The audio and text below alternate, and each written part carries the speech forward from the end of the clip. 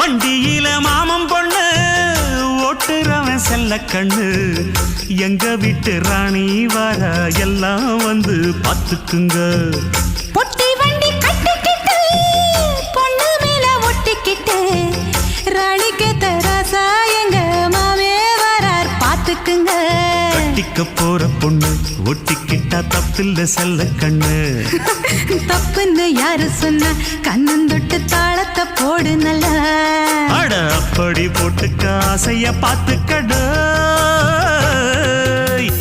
வண்டியில மாமன் பொண்ணு ஓட்டுறவன் செல்ல கண்ணு எங்க வீட்டு ராணி வாரா எல்லாம் வந்து பார்த்துக்குங்க.